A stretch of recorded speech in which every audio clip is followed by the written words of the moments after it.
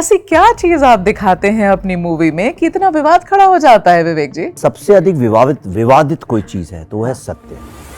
Truth is the most controversial thing in the world. तो विवेक जी, आपने बंगाल पे इतनी बड़ी मूवी बनाई और अब बंगाल में ही नहीं चलेगी ये मूवी? मैं क्या कर सकता हूँ? अगर रक्षक ही भक्षक बन जाए तो मैं क्या कर सकता हूँ? आप भक्षक किसको कह रहे हैं? मैं भक्षक सरकार को। वहाँ की सरकार कैसे? जब हम गए बंगाल की सरकार को। बंगाल के रक्षक तो अभी तो ममता बनर्जी है, वही तो चीफ मिनिस्टर है। पुलिस है, ये लड़की उन्हीं के अंडर आती है पुलिस। अब वो जाने।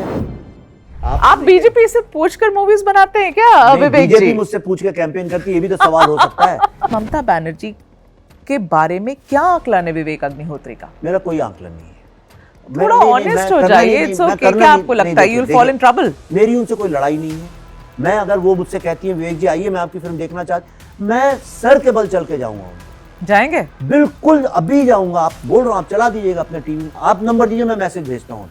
आपकी आंखों के सामने भेज चाहते हैं आप उनसे बात करना? मैं ईश्वर को साक्षी मान के कह रहा हूँ, आप नंबर दीजिए, मैं अभी आपकी आंखों के सामने ममता बनर्जी को मैसेज करेंगे? आपकी आंखों के सामने मैं बिल्कुल मैसेज करूंगा कि आप इस फिल्म को प्लीज रिलीज होने दीजिए, ये आप ही की फिल्म है। विवेक जी, आपसे सवाल तो ये भी पूछे जाएंगे, जब आप कहते हैं कि इतना ट्रॉमा हुआ, रिप्रेशन हुआ, खून बही, तो खून तो वहाँ के पास वाले राज्य में भी बह रही है।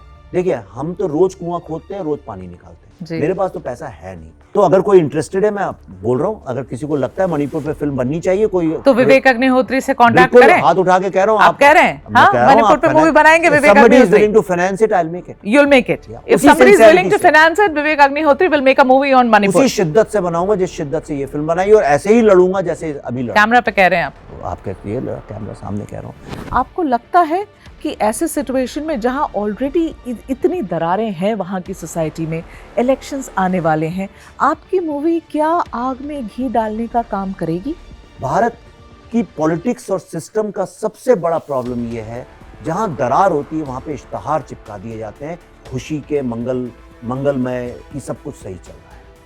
आपका बार बार यही कहना है मूवी के थ्रू कि एक कम्युनिटी ने हिंदुओं के ऊपर इतनी प्रताड़ना करी कि ये हो गया हमारे सोसाइटी में, तो आप एक एजेंडा पेडल कर रहे हैं। नहीं, ये सत्य भी है कि की भी है। नेपोटिज्म, आज के रंग जो है लिबरल्स और Kangana, they know about it. और Kangana, Saif, Kareena and Taimur. Saif wonderful guy, Kareena excellent actress, Taimur wish you all the best.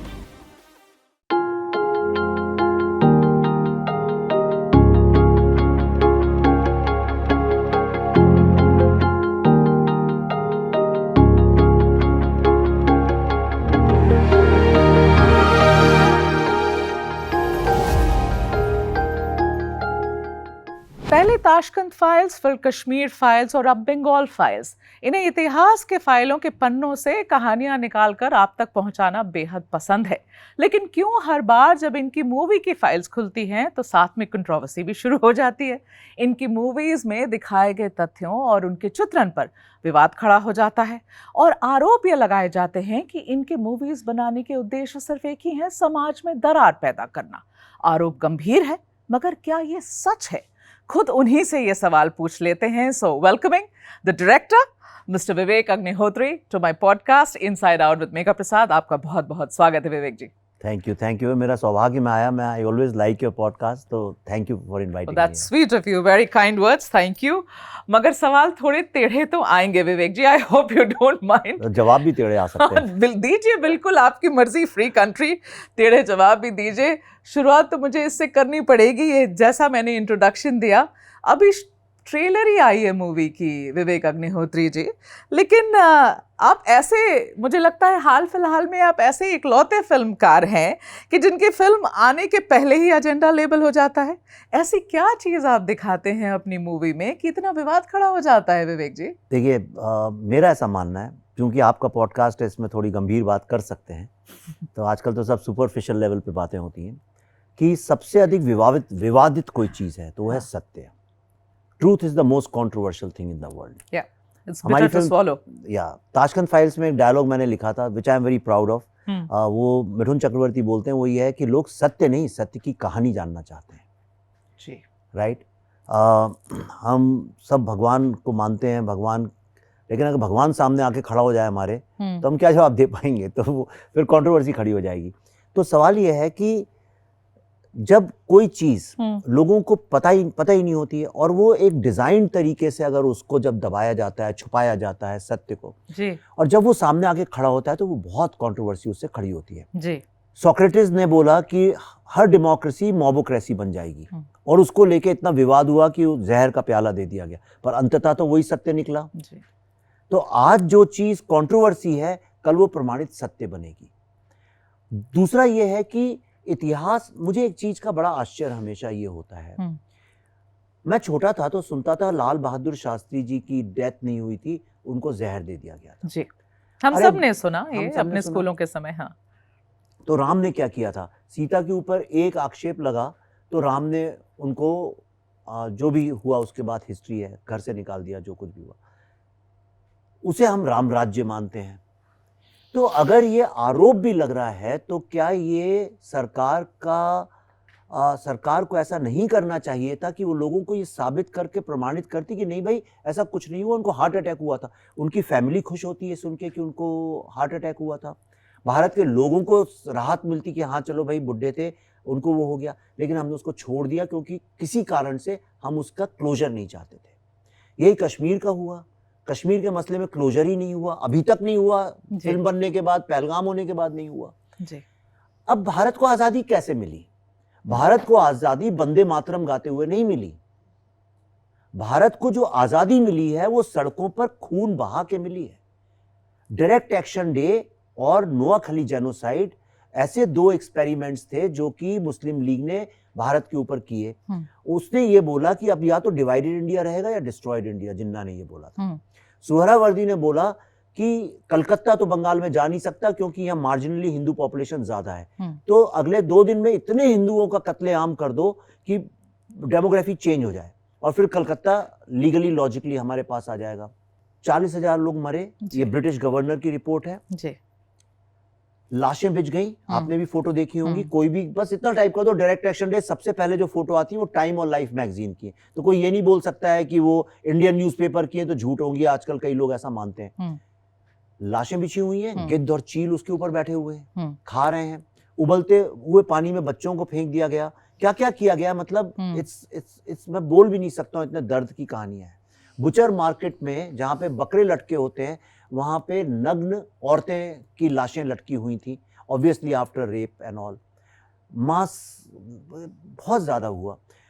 तो जो भी हुआ उसके बाद गोपाल मुखर्जी जैसे लोगों ने हिंदुओं को यूनाइट किया, वहाँ बड़े सारे सिख लोग थे उनको यूनाइट किया, बिहारियों को किया, यादव लोगों को किया, यादव मोहल्ले में जा जाके लाए, मारवाड़ियों से कहा तुम लड़ नहीं सकते पैसा दो, उनको यूनाइट करके देन दे रिटेलिएटेड। तो उस कारण डायरेक्ट एक्शन डे रुका। 4 दिन के बाद आर्मी आई, उसका बदला लेने के लिए इन्हें फिर नोआखली में किया, और नोआखली में जो कत्लेआम फिर जो उन्होंने किया, गांधी जी को 6-7 महीने वहां रहना पड़ा।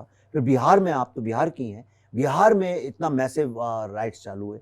ये जो 2 जेनोसाइड्स थे जो सिर्फ धर्म के आधार पे किए गए थे, हिंदुओं को मारो, और उसका कोई बेसिस नहीं था, जैसे जर्मनी में था ज्यूस को मारो, इसी बेसिस पे मारा गया। उसके कारण सब डर गए, कांग्रेस डर गई, कांग्रेस ने दे गिव अप और हमारा पार्टीशन हुआ। पंडित जवाहरलाल नेहरू से सन 1962 या 63 की बात है, एक फॉरेन के जर्नलिस्ट ने पूछा कि why did you agree for the partition, wasn't it a failure as a leader that you agreed to the partition? He said we all of us got very tired of communal violence. That was his quote unquote his sentence. जिन्ना ने तो कभी नहीं बोला कि we got tired of communal violence. तो इसलिए जब ये बात मैं ये फिल्म बना रहा हूं, और मेरा मकसद कोई कंट्रोवर्सी खड़ा करना नहीं है। मैं कंट्रोवर्सी खड़ा करना हो तो इससे भी ज्यादा कुछ सब्जेक्ट्स तो ऐसे अनाउंसमेंट पे कंट्रोवर्सी होगी, मेरा नहीं है। मेरा है हीलिंग। कश्मीर फाइल्स जो मैंने बनाई, कंट्रोवर्सी देखिए चंद इधर उधर लोग करते हैं पॉलिटिकल एजेंडा वाले, पर किसी कश्मीरी पंडित से तो पूछिए, वो आपको बोलेंगे हमारी हीलिंग हुई है इस फिल्म से। Acknowledgement of trauma is the first step towards healing. और बंगाली, जितने बंगालियों ने ये फिल्म देखी है अमेरिका में, सब कहते हैं हमारी हीलिंग चालू हुई है। एक आपको लास्ट में एग्जांपल दे रहा हूं, just to finish my argument. हमारा ट्रेलर रिलीज हुआ है, मैं आपके दर्शकों से कहता हूं कोई भी जाके इसी वक्त, पॉडकास्ट को तो रोक के भी कर सकते हैं, नीचे बस आप देख लीजिए लोग क्या लिख रहे हैं। किसी बॉलीवुड की फिल्म में ऐसा लिखा नहीं मिलेगा। इतने बंगाली लोग आके लिख रहे हैं, स्पेशली बंगाली हिंदूज, कि ये तो मेरे दादाजी बताते थे, मेरी माँ बताती थी, हमें कभी एक्सप्रेस करने का मौका ही नहीं मिला. We are so thankful and we are so happy that for the first time our trauma and our pain will be acknowledged by the world. That's what I am saying. देखिए, ऐसा है, आप कहते हैं कि कंट्रोवर्सी क्रिएट करना आपका उद्देश्य नहीं है, मगर ये मूवी रिलीज हो रही है सितंबर 5 को, अगले वीक रिलीज होगी है. 7 महीने के बाद बंगाल में चुनाव है विवेक जी. जी. आप कहते हैं कंट्रोवर्सी नहीं क्रिएट करना है. पहली चीज़, ये मूवी जो करेगी वो कंट्रोवर्सी क्रिएट कर चुकी है. समाज में वहाँ क्या विवाद पैदा होगा इस पूरी मूवी को देखने के बाद ये समय बताएगा. लेकिन आपकी मूवी है नौखाली की राइट्स के ऊपर. उस वक्त जो दंगे हुए थे, उन दंगों के बाद जो पोलराइजेशन हुई थी, वही चीज़ आप वो पूरी कहानी बता रहे हैं, ऐसे समय पे बता रहे हैं जो बड़ा सेंसिटिव है. तो ये बड़ा वाजिब सा सवाल है ना कि ये पोलराइजेशन तो वहाँ के समाज में होनी है. अब इसमें 2-3 सवाल आपके एक्चुअली एक ही सवाल में छुपे हुए हैं. पहली बात तो, अगर मेरे को बंगाल इलेक्शंस के लिए करना होता तो अप्रैल में इलेक्शंस है तो मैं फरवरी में करता. ऐसा कौन माहौल बना रहे हैं 7 महीने पहले से विवेक माहौल अग्निहोत्री बनाने जी, की फिल्में नहीं बनती हैं. ऐसा आरोप लग रहा है. नहीं, अब माहौल तो पहले से ही बना हुआ है. मैं क्यों बनाऊंगा? या मैं मूर्ख नहीं हूँ, इतनी तो मेरी इंटेलिजेंस है. मैं Indian institute of mass communication से पढ़ा हूँ, तो इतना तो कम्युनिकेशन के बारे में जानता हूँ कि अगर मेरे को माहौल बनाना होता है, इम्पैक्ट करना होता है इलेक्शंस को, तो मैं तब करता. एक्चुअली बहुत सेंसिटिव तरीके से मैंने इसीलिए पहले रिलीज की है. हाँ. तो मैं क्या करूँगा? मैं वेट करूँ अगले मई जून तक, कोई और इलेक्शन आ जाएगा. अभी बिहार इलेक्शन के पहले रिलीज हो रही है, तो बताइए मैं बिहार. तो ये तो लोग ये भी सवाल पूछ रहे हैं विवेक जी कि बिल्कुल बगल का राज्य है बिहार, वहां भी शायद असर हो जाए इस पर. अभी 2 महीने में इलेक्शंस होने वाले हैं वहां. मेघा जी, हिंदुस्तान में कभी भी फिल्म रिलीज करिए, कोई ना कोई इलेक्शन चलता ही रहता है. यहाँ इन बातों में फंसता भी टाइम सेंसिटिव है क्या ये मूवी आपकी? बिल्कुल नहीं, एब्सोल्यूट. ये क्लासिक है, ये सर टाइम क्लासिक है. ये आज से 100 साल बाद भी इस फिल्म की रेलेवेंस रहेगी. और मैं आपको बताऊं, अगला जब बिहार, पंजाब, बंगाल का इलेक्शन होगा 4-5 साल बाद, तब ये फिल्म OTT में चल रही होगी, तब तो कोई नहीं ये बोलेगा कि देखो आपकी फिल्म चल रही है इलेक्शन. ये सब कहने की बातें. लेकिन आपने ये बोला कि क्या ये सोसाइटी में अनरेस्ट नहीं करेगी, ये बिल्कुल गलत बात है. कश्मीर फाइल्स आने से क्या अनरेस्ट हुआ कश्मीर में? वो तो पहलगाम में क्या मेरी फिल्म के कारण हुआ, जो मारा गया अभी लोगों को, मैंने तो नहीं किया. और जो मुर्शिदाबाद में हुआ वो मैंने तो नहीं किया. अनरेस्ट तो ऑलरेडी है. एज अ फिल्म मेकर जब अनरेस्ट है, जब डिवाइड है, पोलराइजेशन है, तो एक फिल्म मेकर उसको दिखा रहा है. बाकी फिल्म मेकर्स नहीं दिखाते हैं, क्योंकि उन्होंने भी दिखाया है. कश्मीर पे कितनी फिल्में बनी जो टेररिस्ट लोगों का पॉइंट ऑफ व्यू दिखाती हैं. ये जितनी बड़े बड़े स्टार्स की great, some of them are fantastic films. Roja is a great film, so is Haider, so is फिरा जो भी हैं, पर वो टेररिस्ट का पॉइंट ऑफ व्यू दिखाती हैं, राइट? तो उनको तो कोई नहीं कहता है कि आप पोलराइज कर रहे हैं. जबकि क्योंकि आपकी मूवीज जो है ना विवेक जी, मूवीज जो हैं एक के बाद एक आपकी मूवीज, जैसे अब अभी कश्मीर फाइल्स की ही बात करिए और अब बंगाल फाइल्स की बात करिए, इट जस्ट सीम्स, लोगों को मूवीज देखकर ये लगता है कि आप एक कम्युनिटी को, जो लगता है वो मैं कह रही हूँ, उनको लगता है कि एक कम्युनिटी को आप टारगेट करते हैं, उनको आप ओप्रेसर दिखाते हैं, उनको विलिफाई करते हैं. आपका बार बार यही कहना है मूवी के थ्रू कि एक कम्युनिटी ने हिंदुओं के ऊपर इतनी प्रताड़ना करी कि ये हो गया हमारे सोसाइटी में. तो आप एक एजेंडा पेडल कर रहे हैं. नहीं, ये सत्य भी है कि की भी है, लेकिन किसने की है? कश्मीर फाइल्स में तो मैंने इस्लाम और मुस्लिम वर्ड ही नहीं यूज़ किया, बल्कि उसके पेनल्टीमेट सीन में तो हीरो कहता है कि इसमें तो मुस्लिम भी मरे, सिख भी मरे, सबको ही मरे, सबको ही कष्ट हुआ. और इस कश्मीर फाइल्स जो लोग नहीं जानते हैं, उसके कई सीन तो कश्मीर, श्रीनगर में रहने वाले मुस्लिम लड़कों ने लिखे हैं. Quote, without changing any full stop and comma, I have shot them. Acting की उसके अंदर. हर मुस्लिम को बोलना गलत बात है. जो टीचर है, जो कहीं पे पोस्टमैन है, जो कहीं बैंक क्लर्क है, वो थोड़ी जाके लोगों को मारता है, ये काम करता है. वो तो he is like any other Indian. वो तो we the people of Bharat है. जैसे क्रिश्चियन लोग हैं, जैसे जैन लोग हैं, जैसे बुद्धिस्ट लोग हैं, जैसे कोई है. क्या आप एजेंडा चला रहे हैं? नहीं, मैं आपको समझाता हूँ. ये बात समझानी पड़ेगी. आपने गहरी बात की तो गहरा जवाब होगा उसका. कश्मीर फाइल्स में सिर्फ टेररिस्ट लोगों के अगेंस्ट फिल्म थी. यासीन मलिक था उसका विलेन जी. उसका विलेन एक कोई मुस्लिम बैंक का टीचर नहीं था, या टीचर या बैंक का मैनेजर नहीं था. यासीन मलिक था. टेररिज्म के अगेंस्ट थी वो फिल्म. ये जो फिल्म है, ये मुस्लिम लीग ने जो किया, और अभी जो लोग इलीगल इमिग्रेंट्स को एम्पावर करके वोट बैंक बनाते हैं और टोलाबाजी करते हैं, आप टोलाबाजी जानती हैं? जी. टोलाबाजी का मतलब एक्सटॉर्शन. जो लोग एक्सटॉर्शन करते हैं, ये फिल्म उन लोगों का मुद्दा उठा रही है. ये एक्सटॉर्शन का बिजनेस डायरेक्ट एक्शन डे से चालू हुआ है. टोलाबाजी जो है, ठीक है. फुटबॉलाइजेशन जो बोलते हैं, मतलब जैसे फुटबॉल क्लब्स में सारे प्लेयर्स इधर से उधर फुटबॉल क्लब में चले जाते हैं। ओके। तो हुआ क्या, डायरेक्ट एक्शन डे में हाँ, सुहरावर्दी चूंकि अंडरवर्ल्ड जो माफिया था उसके क्लोज था, ठीक है। और कलकत्ता का जो माफिया था वो पूरा मुस्लिम लोग चलाते थे उस वक्त में, वो उनके बहुत क्लोज था।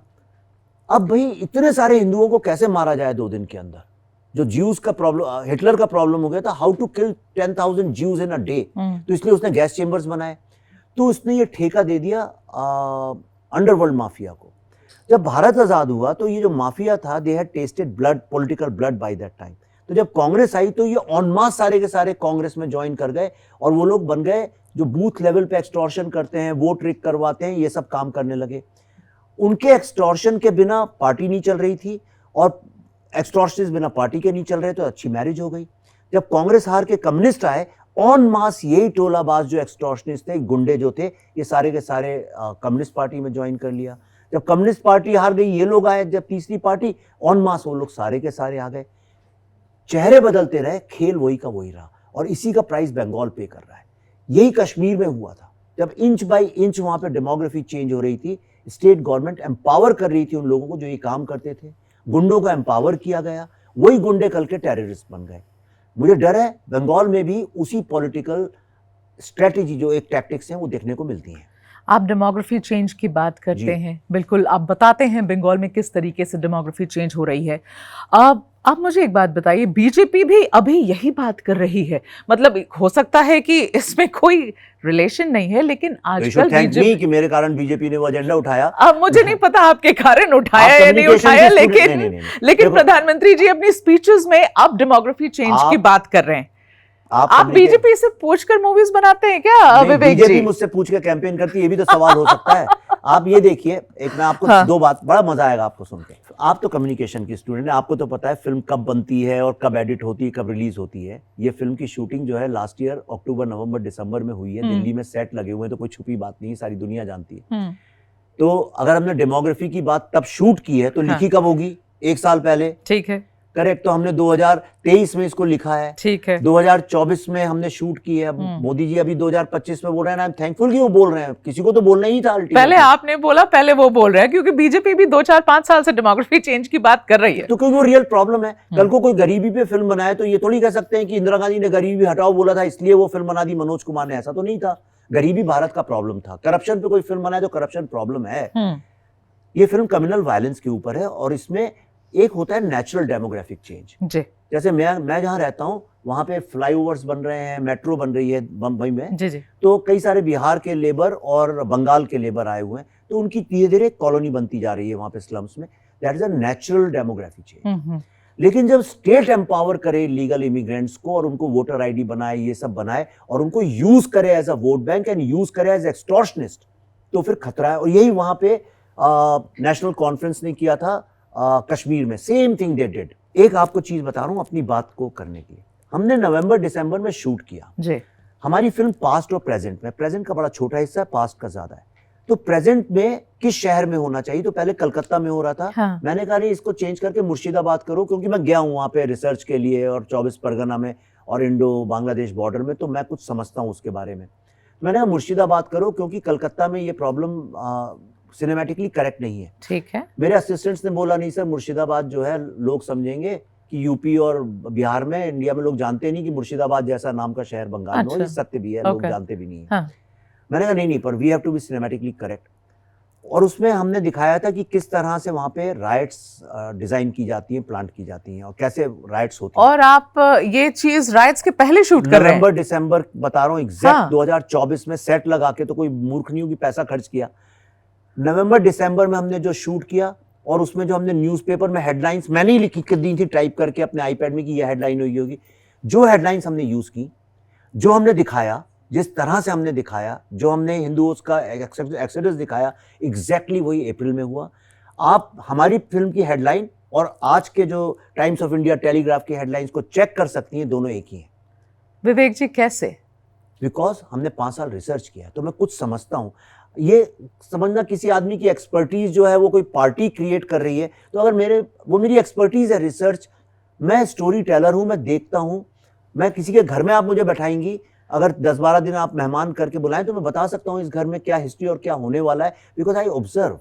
तो विवेक जी, अगर आपने इतनी लंबी रिसर्च करी है ना, इतनी एक्सटेंसिव रिसर्च करी बंगाल में, I want to know from the lens and the eyes of Vivek Agnihotri, Bengal में अभी जो हालत है उसे आप कैसे देखते हैं? मैं उसको ऐसे देखता हूँ, ये वोट बैंक की जो पॉलिटिक्स है, बंगाल विश्व की महान स्टेट्स में से एक है, क्योंकि फ्रांस में रेनेसांस हुआ था कल्चरल और बंगाल में हुआ था। बंगाली कुजीन एकमात्र ऐसा कुजीन है, आपने फ्रेंच कुजीन कहते हैं ना, five course meal, Bengali cuisine is the only cuisine which has 7 course meal. Bengal एक ऐसी स्टेट है जहाँ से 2 राष्ट्रगान आए, वंदे मातरम और जनगण मन। ये मैं देखिए, ये आप जानती हैं पेंटिंग, आपने देखी है? इसको देखिए। नहीं, मैंने नहीं देखी। ये अवनींद्रनाथ टैगोर, जो रविन्द्रनाथ टैगोर के नेफ्यू थे, उन्होंने 1905 में बनाई थी। ही इंट्रोड्यूस स्वदेशी वैल्यूज इनटू पेंटिंग। ही एक रेनेसांस पेंटिंग का क्रिएट किया, बंगाल स्कूल ऑफ आर्ट बोलते हैं उसको। ये सरस्वती का रूप है, भारत माता है, माँ भारती। ये माँ भारती है। ये आइडिया ऑफ इंडिया बोलते थे इसको, बोंग माता के नाम से उन्होंने पहले की थी, फिर इतनी फेमस हुई कि इसको माँ भारती मान लिया गया। और इसको बोलते हैं idea of India. This is idea of India. क्यों? एक हाथ में खेत खलियान का है, एक में ये नॉलेज सेंटर था इंडिया, वो है। एक हाथ में हमारी स्पिरिचुअलिटी, अध्यात्म है, और एक हाथ में कपड़ा सूत जो काम हो रहा है। और ये पूरा रूप देखिए, और ये this is the only painting in the entire world where जहाँ पे एक कंट्री को ह्यूमनाइज किया गया है। और इसके पीछे 2 हेलो हैं, एक 2 हेलो है। बुद्ध के पीछे एक हेलो है, महावीर के पीछे, क्राइस्ट के पीछे एक हेलो। क्या कहानी है 2 हेलो की? 2 हेलो का मतलब जो ट्रूली एनलाइटेंड है, मतलब सिर्फ डिवाइन नहीं, उससे भी आगे जो हेलो है, ये पूरा। तो ये मैंने देख के ही ये फिल्म बनाई है। ये आपकी मूवी की इंस्पिरेशन? ये मैं गंगा के घाट पे वहां बैठा हुआ था, वहां पे फ्लावर मार्केट के नीचे, कलकत्ता में। तो ये लगे रहते हैं ना स्टॉल्स में इस तरह की सस्ती प्रिंटिंग वाली। तो मैं इसको देख रहा था और मैंने कहा, यंग है देखिए माँ भारती, काफी खूबसूरत भी है। यहीं से स्वदेशी का सारा चालू हुआ। ये बंकिम चंद्र चटर्जी ने आनंद मठ में जो कल्पना की थी माँ भारती की, उससे इंस्पायर होके बनी है। तो बंकिम चंद्र चटर्जी ने किया था कि जो ऋषि लोग बैठते थे सरस्वती नदी के किनारे, उन्होंने भारत माता नाम दिया। उन्होंने पहली बार एक राष्ट्र को माता समझा, और वहीं से सारी ज्ञान की गंगा फूटी। तो उसके ऊपर ही है, सरस्वती का दूसरा रूप समझ लीजिए। तो मैंने ये कहा, मेरे दिमाग में ये आया कि हम भारत माता की जय, भारत माता की जय बोलते हैं, और बहुत प्राउड, मैं भारत माता की जय अपने बच्चों से बोलता हूँ। हम हमेशा ऐसी कल्पना करते हैं कि भारत माता जो है वो बहुत एक सदृढ़, एक बहुत ही बलवान, अखंड एक ऐसी देवी खड़ी हुई है। हम उसे माँ काली और दुर्गा जैसा समझते हैं। लेकिन ये मेरा देखिए एक कवि का इंटरप्रिटेशन है, एक स्टोरी टेलर का इंटरप्रिटेशन है, इसमें कोई ये बहस का विषय नहीं है, मेरा इंटरप्रिटेशन। तो मैंने कहा, लेकिन अभी मैं बैठा हूँ और यहाँ गंगा से सडनली पीछे मेरे कंधे पे कोई हाथ रखे और बोले, बेटा मैं हूँ माँ भारती। तो माँ भारती कौन होगी, कैसी दिखेगी? पहली बात तो क्या उसके कंधे ऐसे होंगे या झुके होंगे? क्या झुर्रियों से ग्रस्त होगी? कैसी होगी?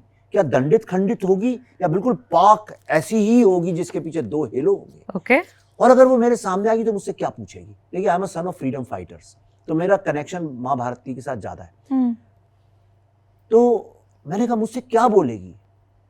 तो मुझसे यही तो कहेगी कि मैं इतनी दंडित और खंडित होती रही और तुम देखते रहे, मुझ पे इतने आक्रमण हुए, सब कुछ हुए बेटा, फिर भी मैं देखो आज जिंदा हूं, सिर्फ इसलिए जिंदा हूं कि तुम जिंदा रहो। तो मैं क्या बोलूंगा? What do I owe to her?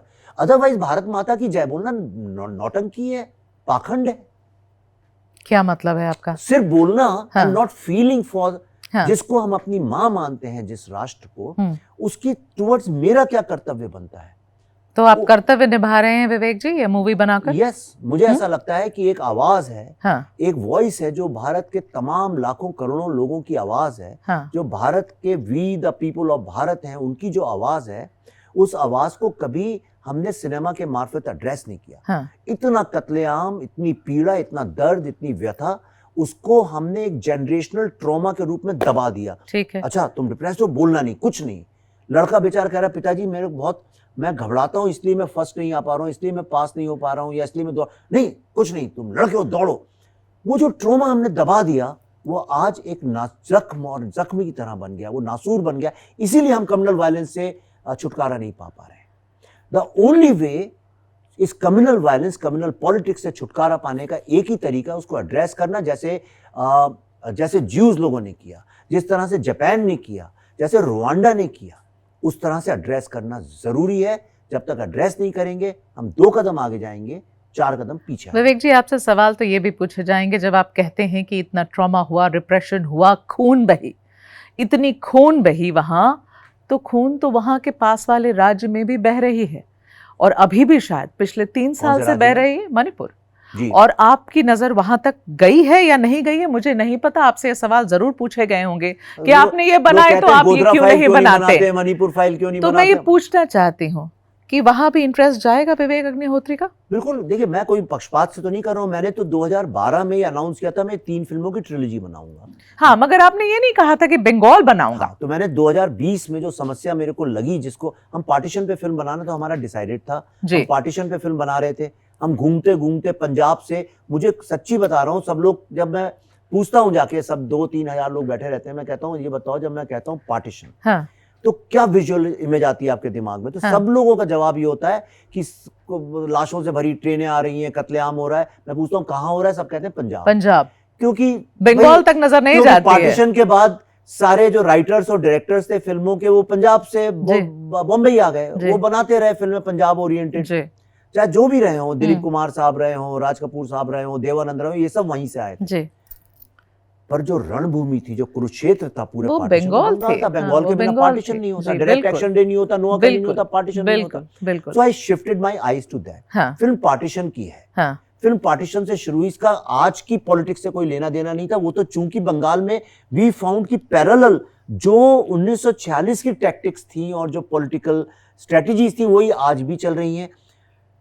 Muslim league ने अनाउंस किया था 1947 में 14 अगस्त को कि partition is an unfinished project, जो हमने अपनी फिल्म में दिखाया है। डॉक्यूमेंटेड स्टेटमेंट है, ऐसा नहीं कि मैंने लिखा है वो, मैंने सिर्फ उसको अंग्रेजी में कर दिया उर्दू से। कश्मीर और बंगाल में partition is an unfinished project. And that's a part of your movie.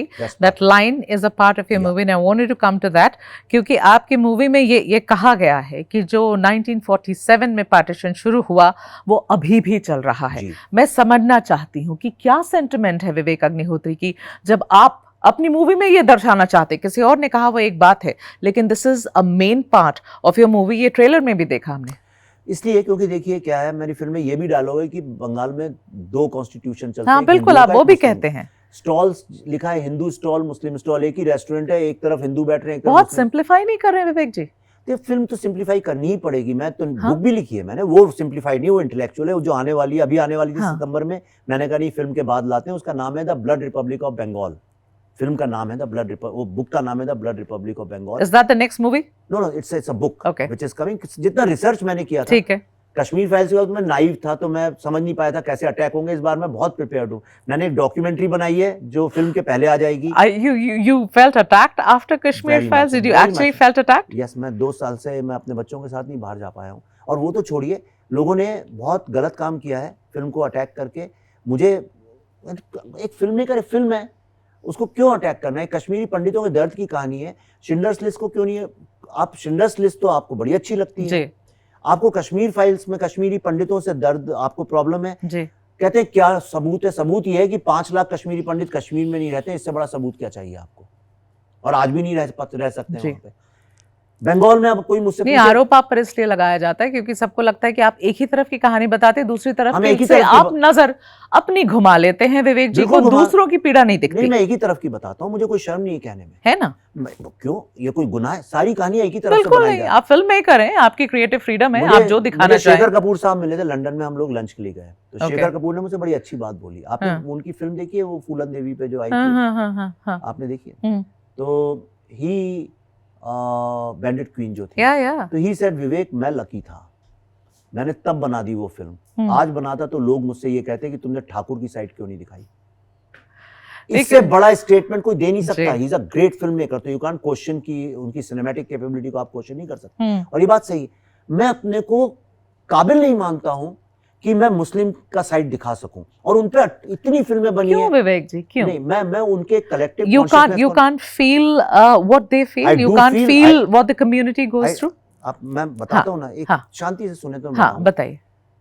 I do feel Kashmir files के बहुत सारे सीन्स मुस्लिम लड़कों ने लिखे हैं जो कि कश्मीर में रहते हैं और जो मिलिटेंसी के वक्त के लड़के हैं जी। उनने ही लिखे हैं। और मैंने उनसे वादा किया था कि कश्मीर के बारे में जो भी तुम सोचते हो लिखो, और जो फिल्म का सबसे इंपॉर्टेंट सीन है वो उन लोगों ने लिखा है और मैंने बिना कॉमा चेंज किए वो किया है और वो खुद एक्टिंग की है उनने। ठीक है, राइट।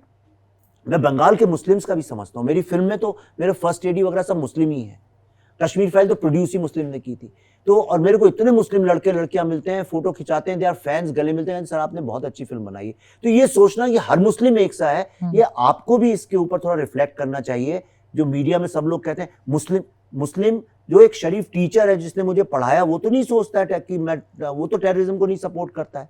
लेकिन मैं भी एक सवाल पूछना चाहता हूँ, मुस्लिम्स भी ऐसा मौका क्यों देते हैं कि लोगों ने स्टीरियोटाइप करें? जब पहलगाम में अटैक हुआ क्यों नहीं जम्मू कश्मीर के जितने वैली के मुस्लिम्स थे क्यों नहीं सड़क पे आ गए वो लोग और उन्होंने प्रोटेस्ट किया कि नहीं ये नहीं होना चाहिए, और सरकार से बोला कि हम ही कभी नहीं। क्या कहना चाहते हैं विवेक जी आप? मैं ये कहना चाहता हूं कि ये सारा खेल है नैरेटिव्स का। मैं नहीं समझता हूं कि मैं केपेबल हूं मुस्लिम्स के दर्द पे फिल्म बनाने का, एक। नंबर 2, उनके इश्यूज पे इतनी फिल्में बन चुकी हैं कि मैं उसमें क्या नया ऐड करूंगा। भारत एक बात तो वहां तक आएगी ही नहीं अगर आप फील ही नहीं करते, आप समझ ही नहीं पाते हैं। तो ऐसा क्यों कह रहे हैं मैं फील नहीं करता? ऐसा आपको क्यों लगता है मैं फील नहीं करता? आपने अभी कहा कि मैं केपेबल नहीं हूं। मैं केपेबल नहीं हूं उनके दर्द की स्टोरी उस प्योरिटी और उस अधिकार के साथ बनाने के लिए। जैसे मैं महिलाओं के इश्यूज पे फिल्म नहीं बनाता हूं क्योंकि मैं महिलाओं का जो रियल दर्द है वो नहीं समझ सकता हूं। मैं अगर बनाऊंगा तो वो इंटेलेक्चुअल होगा, विंडो शॉपिंग होगी। अगर मैं आज क्रिश्चियंस के प्रॉब्लम पे फिल्म बनाऊंगा वो विंडो शॉपिंग होगी। चूंकि मैं हिंदू समाज में बड़ा हुआ हूं, मैं हिंदू कॉन्शियसनेस को समझता हूं, इसलिए मुझे ऐसा लगता है ये फिल्म मैं हक से अधिकार से बना सकता हूं। Schindler's list, at least you are being honest. नहीं, आई एम नॉट। आप अगर आर्ट को समझती हैं, सिनेमा को, तो आपको वेरी ऑनेस्ट। नहीं, अगर आप आर्ट और सिनेमा को समझती हैं तो आपको ये बात समझनी चाहिए और ऑडियंस को भी समझानी चाहिए, नहीं तो ऑडियंस डम डाउन हो जाएगी। ज्यूज के इशू पे ज्यूज लोगों ने फिल्में बनाई है। स्टीवन स्पीलबर्ग ज्यू इशू पे उन्होंने फिल्म बनाई। Unless you feel from the heart, Vivek ji, you don't think you'll be able to do justice. कहने की बात है। I feel from the heart about women. मेरे घर में कुछ महिलाएं हैं जो बेचारी प्रताड़ित हुई हैं किस और कारणों से। मेरी माँ पढ़ी लिखी नहीं थी, वो जेल गई थी, लेकिन वो मैं दर्द को अंदर से कैसे निकालूं? महसूस नहीं कर पाते हो? महसूस कर पाता हूँ, समझ पाता हूँ, नहीं कर पाते, समझ एक्सप्रेस भी कर पाता हूँ। मेरे पे शब्द ना ला दिया, मैं समझता भी हूँ, एक्सप्रेस भी कर सकता हूँ और बहुत अच्छे से कर सकता हूँ। लेकिन अगर मुझे चुनना हो कि मैं आदमी के प्रॉब्लम को की कहानी बताऊं या महिलाओं की, तो I would rather tell a men's problem, इसलिए क्योंकि मैं वो महसूस खुद समझता हूँ।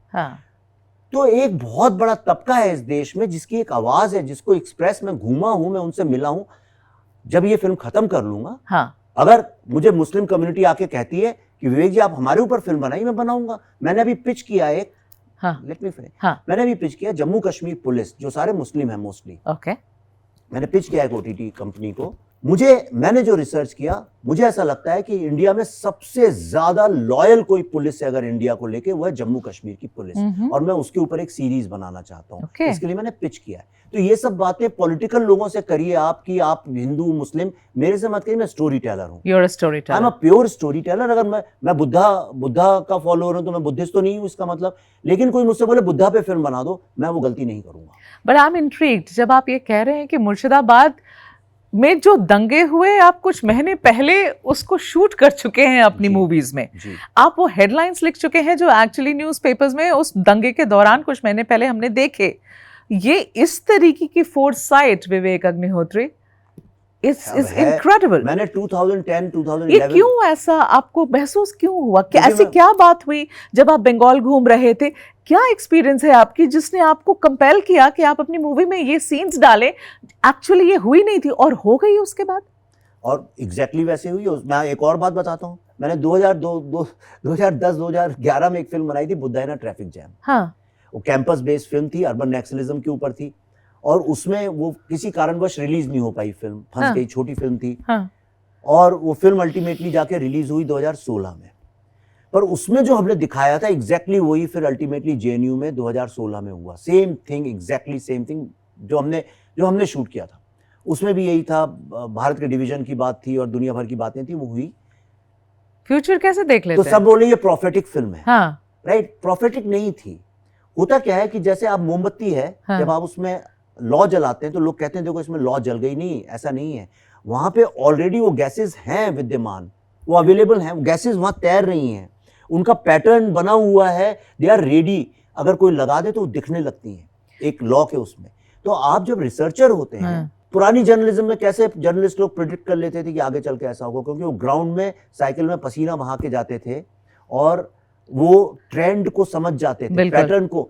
आप कैसे, एक छोटा बच्चा जब चलता है, आप कैसे कह देती है ये आगे जाके गिरने वाला है, कैसे एक माँ को पता होता है वहां जाके गिरेगा, क्योंकि आपको पता है ये कैसे चलता है।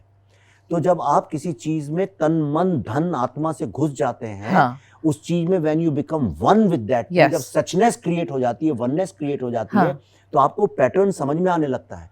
मुझे ये पैटर्न समझ में आ रहा था, मुझे ये भी समझ में आ रहा है कि एक ना एक दिन 5 साल में, 6 साल में, 7 साल में, 10 साल में बंगाल में एक डिवीजन की आवाज उठेगी।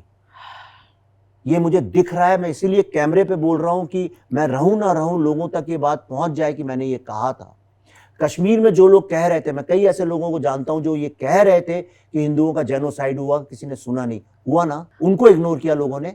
मैं आपसे आज कह रहा हूं, क्योंकि जब एक सोसाइटी मेंटली साइकोलॉजिकली डिवाइड होती है और उसको स्टेट पावर एम्पावर करता है उस डिवाइड को, तो कहीं ना कहीं ऐसी स्थिति खड़ी होती है। विवेक जी, तो फिर कौन सी गैसेस तैर रही हैं अभी वेस्ट बंगाल में? If I were to ask you a direct question कि आपकी एक्सपीरियंस क्या है अभी के सोसाइटी, जो वेस्ट बंगाल में सोसाइटी है, उसकी क्या एक्सपीरियंस है? आप रहकर वहां आए, आपने मूवी बनाई, आप जब कहते हैं कि गैस क्या तैर रही है वो मैं भांप सकता हूं, तो क्या गैस तैर रही है? आपको लग रहा है कि ये अब बंगाल 2 टुकड़ों में बट जाएगा?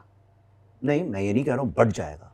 आपने कहा डिवीजन की आवाज उठेगी। उसका रीजन ये है हाँ। कि देखिए, जब उन्होंने कहा कि partition is an unfinished project, तो उनकी स्ट्रेटेजी क्या थी? उनकी स्ट्रेटेजी थी demography change inch by inch and to seek state power. मतलब जो वहां की लोकल स्टेट गवर्नमेंट्स हैं, उनको इस ऐसी स्ट्रेटेजी में फंसाया जाए कि वो उसको एम्पावर करें। कश्मीर में भी यही हुआ कि वहां पे गवर्नमेंट ने ही एम्पावर किया ना टेररिस्ट लोगों को, उन्हीं का तो आना जाना था लगातार हर जगह पे। यहाँ पे एक जो सेक्शन है, हिंदू सेक्शन जो है बंगाल में, उसकी जब वो लोग अपनी आवाज उठाते हैं, उसको सप्रेस किया जाता है आज भी। अभी मैं ट्रेलर ही मेरा जब सप्रेस कर दिया, पुलिस ने आके काट दिए तार, और हमारी एक ट्रेलर जैसी चीज नहीं चलने दी। सोचिए, जिसका यानी एक फिल्म का मैं समझ नहीं पा रही थी कि ये मूवी आपकी पार्टीशन पर है, इसका ममता बनर्जी या वहां के सरकार या टीएमसी से कोई भी ताल्लुकात आज की तारीख में नहीं है। इस फिल्म पे ये तो बंगाल के गौरव की बात करती है फिल्म, ग्रेट रेनेसांस की बात करती है ये फिल्म में डायलॉग है कि जमीन का टुकड़ा नहीं है बंगाल, इंडिया का लाइट हाउस है। फिल्म में डायलॉग है, what Bengal thinks today India thinks tomorrow. तब भी आकर आपके ट्रेलर को रोका गया, तमाशा हुआ, लोगों के साथ धक्का मुक्की हुई, क्या हुआ क्या? मगर मैं आपको और क्यों हुआ ये भी बताइए। मैं राजनीति बताता हूँ, बताइए क्यों रोका गया। हाँ। क्योंकि ये फिल्म हमने अमेरिका में दिखाई, तो वहां पे धीरे धीरे भर भर के बंगाली लोग आने लगे, और उन लोगों ने बोला कि this is one of the most important and defining films on Bengal. Okay. लेकिन वो जनरली जो थे वो ऐसा माना जाता है कि वो लोग जो थे वो सारे हिंदू ही थे ऑब्वियसली, तो बंगाली हिंदू ही बोलते हैं वो लोग अपने आप को कि I am a Bengali, that's how they call them. ठीक है। मैं नहीं कहता हूं कि मैं यूपी का हिंदू हूं, वो लोग कहते हैं। ठीक है। तो बंगाली हिंदू थे, और उन लोगों ने जब इसको वोकलाइज करना चालू किया, तो ऐसा शायद जो पावर में लोग हैं उनको ऐसा लगा कि नहीं, इस फिल्म को अगर करेंगे तो एक बहुत बड़ा सेक्शन जो है वो इमोशनली यूनाइट हो जाएगा, और अगर वो यूनाइट हो जाएगा तो कहीं ऐसा तो नहीं हम वीक हो जाएंगे। ये पॉलिटिकल अंडरस्टैंडिंग रही होगी। ये थोड़ी क्लैरिटी से बोलते हैं, हिंदू यूनाइट हो जाएंगे और उससे एक पॉलिटिकल पार्टी को परेशानी हो जाएगी। हाँ, that's what I am trying to say. That's what you are trying to say. या that's what I am trying to say. तो क्योंकि जब हमारा ये बैन किया ट्रेलर, उसके बाद जो लोग आजकल ये होता है ना कि जो कर देते हैं, फिर कहते हैं सर सॉरी हम क्या करें, मजबूर हैं, ये करना पड़ा। तो मैंने पूछा कि भाई क्या प्रॉब्लम क्या है, आखिर क्यों किया आपने? हाँ। तो उन्होंने बोला कि आपकी फिल्म में लिखा है कि a true story of Hindu genocide, okay, and they don't want to encourage this term. तो मैं ये सवाल ये पूछता हूँ आपसे कि हिंदू जेनोसाइड तो हुआ, it was a call on the basis of religion. तो अगर मुस्लिम्स के इश्यूज पे परजानिया और इस तरह की तमाम फिल्में बन सकती हैं, जो बनती आई हैं हमेशा से, कभी कोई प्रॉब्लम नहीं हुआ उन्हें भी बैन किया गया था वैसे। हाँ, पर अल्टीमेटली बनी तो आई, तो बैन तो ठीक है, बैन सही है, सरकार ने नहीं किया था, लेकिन बैन गवर्नमेंट ने नहीं अटैक किया था और लोगों ने किया था। पब्लिक कर ली, मैं रेडी रहता हूँ, पब्लिक तो करती है। अरे संजय बंसाली की फिल्म पे करिए, कोई भी फिल्म होती है कर देते हैं लोग, तो कुछ भी करो तो किसी चीज पे कर मुझे देते हैं। ठीक से याद नहीं, पर शायद परसानिया गुजरात में नहीं स्क्रीन होने दी गई थी। मैं बच्चा था, मुझे पता नहीं तब बहुत छोटा सा बच्चा था, नादान, मुझे पता नहीं है इस बारे में। पर फिल्मों पे सोसाइटी में कम्युनिटीज अटैक करती हैं जी। लेकिन एक फिल्म का ट्रेलर पहली बार भारत के इतिहास में किसी ने ऐसा कर दिया, पहली बार, वो भी एक प्राइवेट होटल में। ऐसा नहीं है कि कोई सड़क पे दिखा रहे हो। क्या परेशानी हुई होगी टीएमसी को? अब आप उनसे पूछिए। आप बताइए ना, आपको क्या लगता है क्या हुआ? मुझे कुछ नहीं लगता है, मुझे सिर्फ अभी अर्जुन की तरह मछली की आंख दिख रही है। मुझे अपनी फिल्म रिलीज करनी है। हाँ। और मैं चाहता हूं कि वो सरकार जो है इस फिल्म को रिलीज खुद करे, बल्कि they should welcome this film. हाँ। उससे उनको ही फायदा होगा, क्योंकि बंगाल को लोग एक अलग पर्सपेक्टिव से देखेंगे। अभी क्या हो गया, भारत के लोगों ने बंगाल को धीरे धीरे वैसे ही देखना शुरू कर दिया है। और मैं गहरी बात कर रहा हूँ तो उसी सीरियसली से, बहुत सिंसेरिटी से कह रहा हूँ। लोग जैसे कश्मीर को देखने लगे थे कि कश्मीरी पंडितों या कश्मीरियों का प्रॉब्लम है, हमने अपने मेंटल साइकोलॉजिकली थोड़ा सा आइसोलेट कर दिया था। बंगाल के साथ भी यही हो गया। बंगाल को लोगों ने एक व्यक्ति की स्टेट मानना चालू कर दिया है। और जब आप एक व्यक्ति की स्टेट मानने लगते हैं तो हमारापन टूट जाता है उससे और तुम्हारापन चालू हो जाता है। तो लोगों को लगता है अरे ये तो उनका प्रॉब्लम है। नहीं, बंगाल मेरा है। बंगाल मेरा उतना ही है जितना मेरा कानपुर है या बंबई है या महाराष्ट्र है, गुजरात है, उतना ही है। और बंगाल के बिना मैं हूं क्या? आज जो भारत में Bengal is the crown, was the crown of civilization. It was the cultural capital of the world. It's India showcase. Bengal की जमीन में पांव रखो तो वहां पे मैं बता रहा हूं कला है। तो आज की बंगाल कैसी है? आज के बंगाल में भी है वो, लेकिन उसके जब तक आप वो खून साफ नहीं करेंगे फुटपाथ से और सड़कों से, कॉबल्ड स्ट्रीट से, तब तक वो कैसे नई गंध मिट्टी की आएगी। इसलिए मैं ये फिल्म के जरिए भारत का मैं बताऊं, इस फिल्म को देखने के बाद भारत का बच्चा विल, दो चीजें होंगी, will care about Bengal, and number 2 will go and read on Bengal and he will be full of pride about Bengal's history. कहेगा ये बंगाल की नहीं, भारत की हिस्ट्री है। This film is not just about the past, it's also about the warning about the future. क्यों भारत के लिए United रहना जरूरी है। तभी तो मिथुन चक्रवर्ती का डायलॉग है, वो दो धागे पकड़ के, देखा मैंने ट्रेलर में। अल्टीमेट जो है, ही सेज कि मुझे बताओ इसमें we the people of Bharat कौन सा है, भारतीय कौन है। ये फिल्म का मुद्दा है। लेकिन होता क्या, मीडिया में जाओ उसको हिंदू मुस्लिम ममता बनर्जी में ले जाते हैं। कोई मुझसे नहीं पूछता इस फिल्म का आर्ट क्या है, इसके अंदर रिसर्च में क्या गया, कैसे सेट लगाए।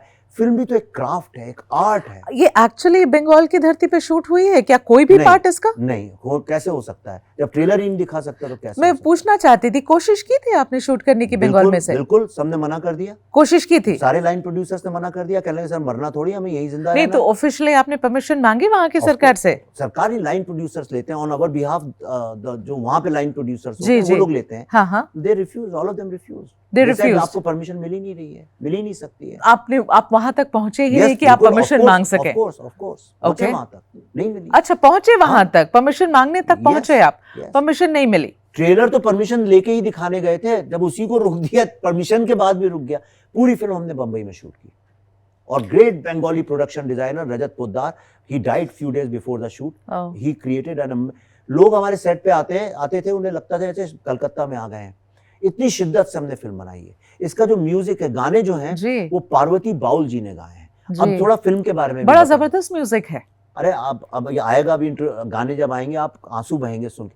पार्वती बाउल, थोड़ा ये ऑडियंस को आपके जानना भी चाहिए, Baul music is a dying heritage folk music of India.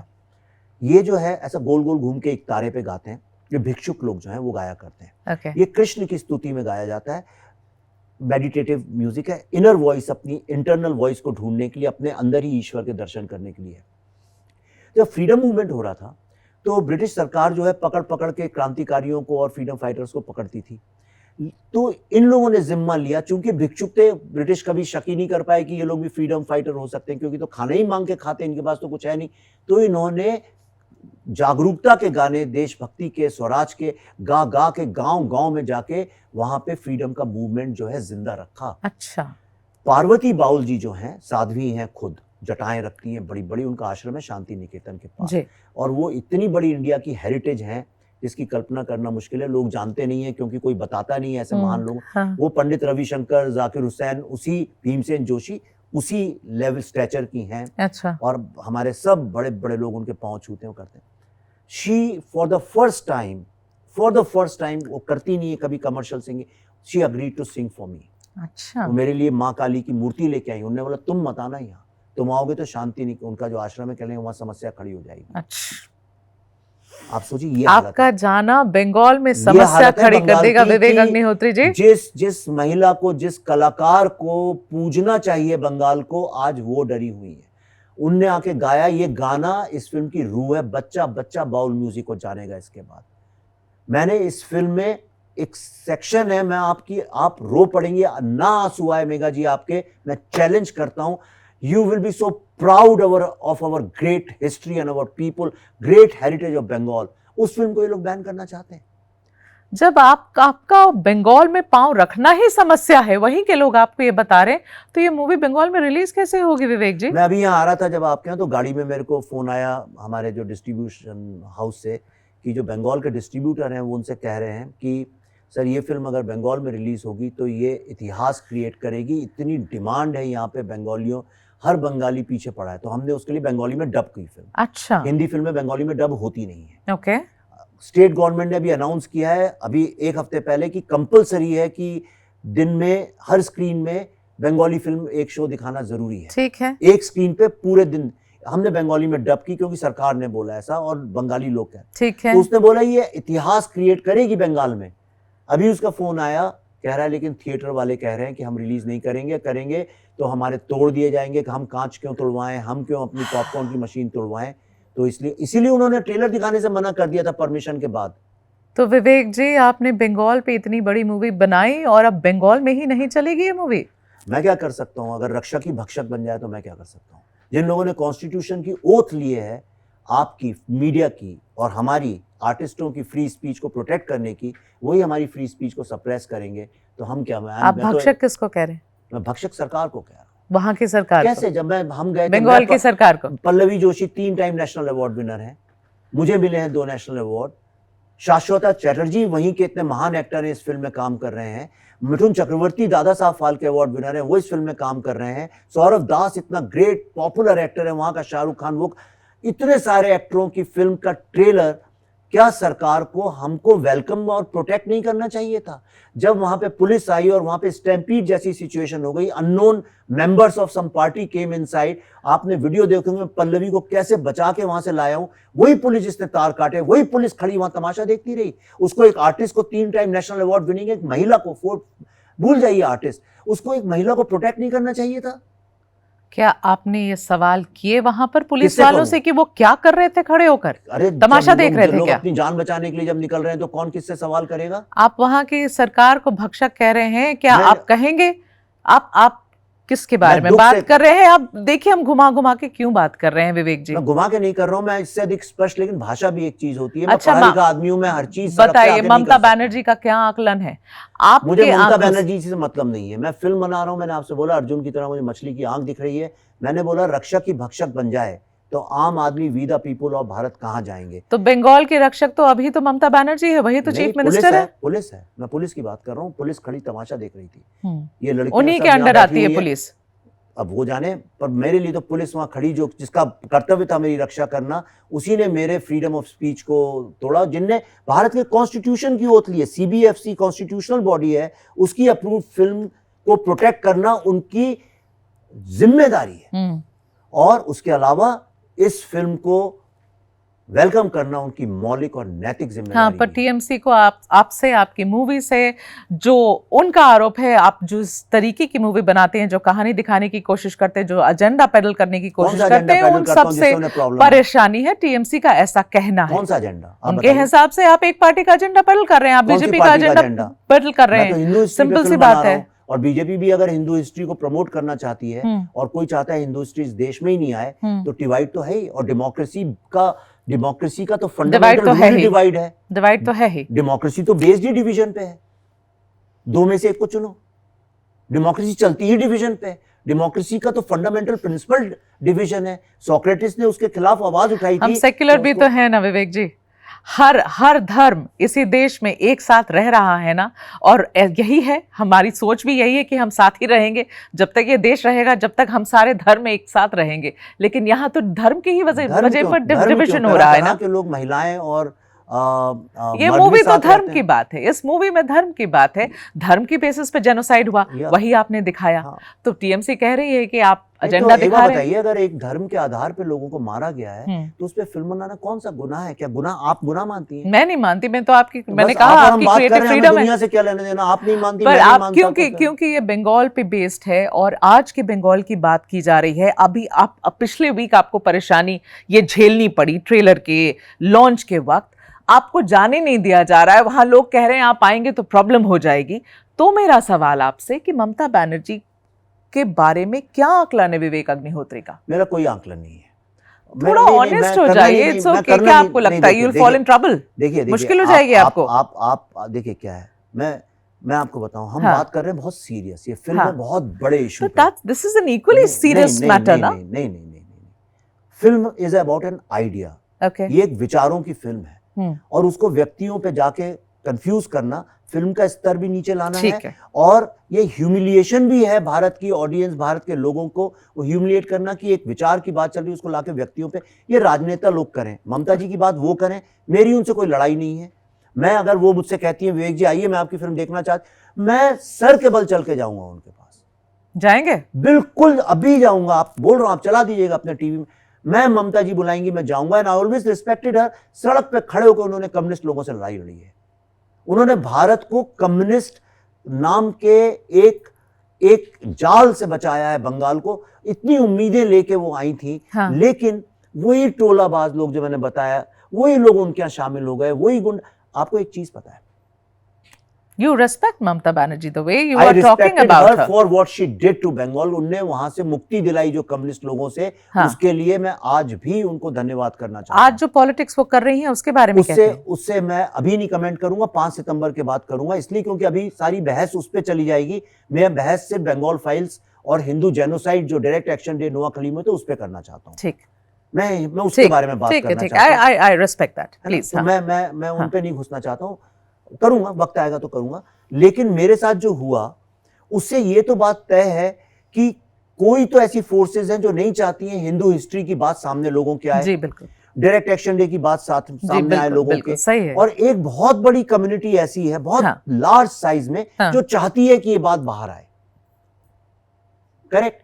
तो मैं चाहता हूं कि जो इंडिया का एक मिडिल क्लास है, जो हमारी माएँ हैं, जो मदर्स हैं, जिनका इतना सेक्रीफाइस है माँ भारती की तरह से, वो कुछ कहना चाहते हैं अगर, और वो मेरे मीडियम से अगर आ रही है, जैसे कश्मीरी पंडितों का दर्द मेरे थ्रू आया, तो अगर मुझसे माँ सरस्वती ये काम करा रही है कि बाहर आए, तो मेरा भी ये कर्तव्य है कि मैं उसको लास्ट लॉजिकल स्टेप तक लेके जाऊं। इसलिए मैं इन बातों में फंसना नहीं चाहता हूं। तो मैं विवेक जी फिर आपसे ये पूछना चाहती हूँ, देखिए ये बात तो आप भी मानेंगे कि बंगाल की सोसाइटी आज के तारीख में बहुत पोलराइज्ड है। बिल्कुल। हम तो न्यूज स्टोरीज हर रोज चलाते हैं, हर रोज खबरें बंगाल से ऐसी ही आती हैं। फिर आपकी ये मूवी, और थोड़ा सच्चाई से भी जवाब दीजिएगा, आपकी ये मूवी अभी रिलीज होगी, आपको लगता है कि ऐसे सिचुएशन में जहां ऑलरेडी इतनी दरारें हैं वहां की सोसाइटी में, इलेक्शंस आने वाले हैं, आपकी मूवी क्या आग में घी डालने का काम करेगी वहां? यही कह रहे हैं सब। बहुत अच्छा सवाल पूछा, मैं आपको पूरी ईमानदारी सच्चाई से दूंगा। बताइए। और आपने, चलिए अच्छा, आपने एक शब्द इस्तेमाल कर लिया, दरार। तो मैं बताता हूं मैं क्या करता हूं, मैं क्या समझता हूं, मैं क्या कर रहा हूं, मेरा क्या मिशन है। हमारे देश का सबसे बड़ा प्रॉब्लम यह है कि जब भी सिस्टम में एक दरार पड़ती है, हम उसके ऊपर एक इश्तहार चिपका देते हैं। ये दुष्यंत कुमार ने भी एक शेर लिखा था, ये इंदिरा गांधी के वक्त में लिखा था, इमरजेंसी के वक्त में, यहाँ इतने इश्तहार चिपके हैं दीवार पे कि कोई दरार नजर नहीं आती। करेक्ट। भारत की पॉलिटिक्स और सिस्टम का सबसे बड़ा प्रॉब्लम यह है, जहां दरार होती है वहां पे इश्तहार चिपका दिए जाते हैं, खुशी के, मंगलमय की, सब कुछ सही चल रहा है। मैं एक आर्टिस्ट हूं, एक स्टोरी टेलर हूं, एक फिल्म मेकर हूं।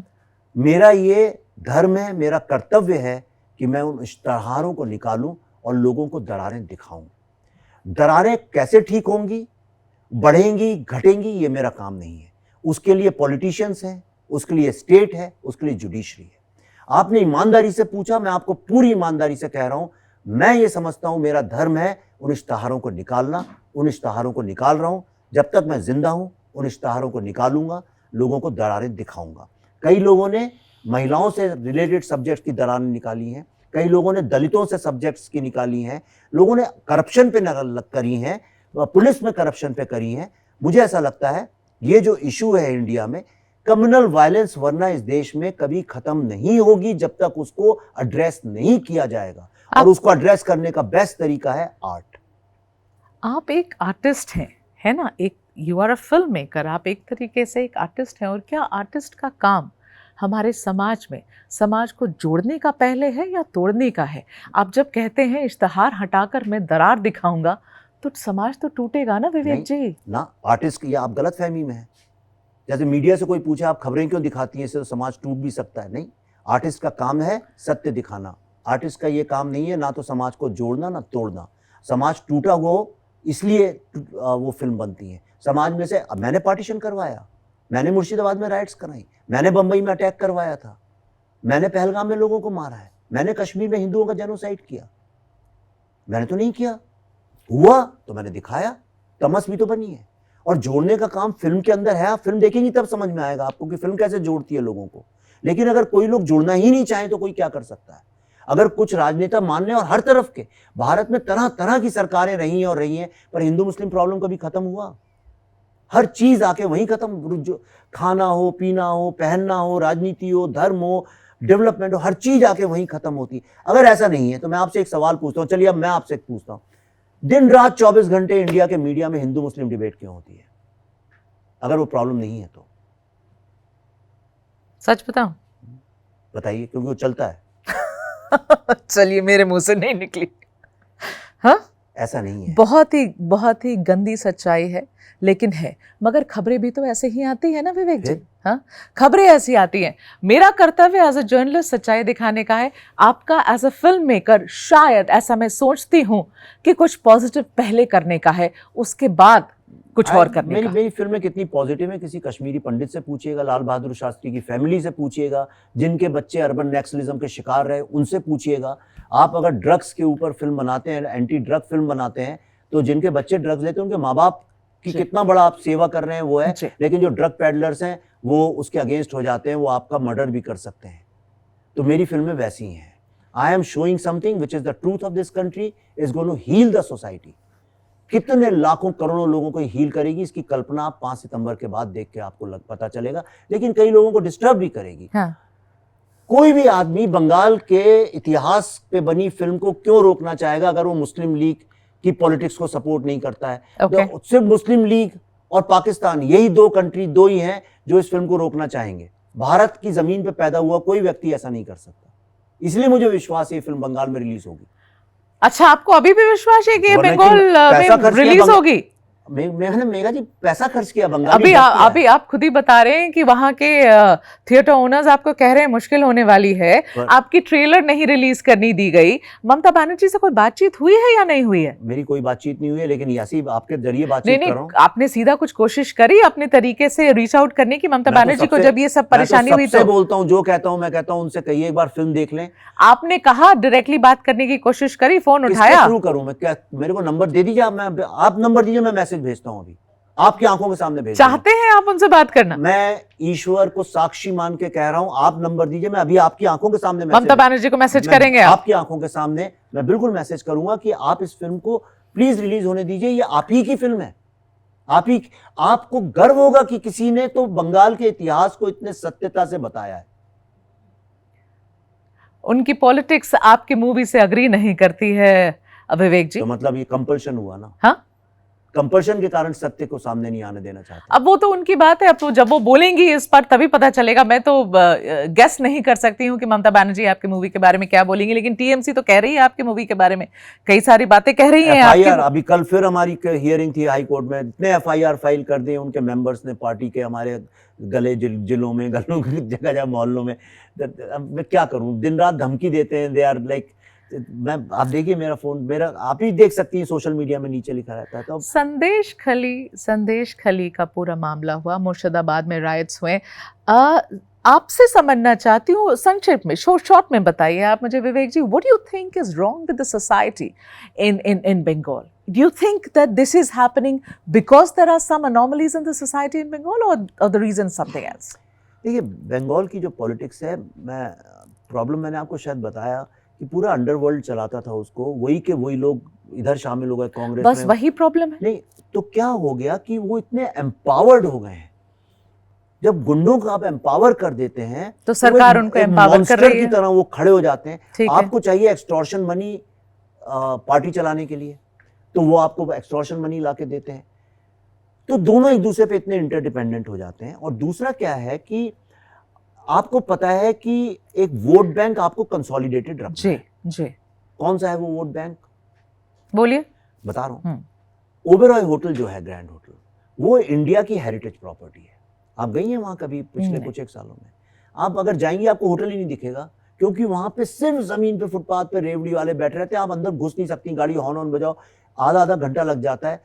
उसमें लगातार आपको इलीगल इमिग्रेंट्स मिलेंगे, राइट, जिनको धीरे धीरे वोट बैंक में कन्वर्ट किया जाता है, या उनको एक्सटॉर्शन जो भी है। बंगाल में क्लब कल्चर है, छोटे छोटे क्लब्स होते हैं। मतलब क्लब मतलब ऐसे नहीं जैसे यहाँ पे जिमखाना क्लब और वैसे क्लब बोलते हैं, छोटे छोटे होते हैं।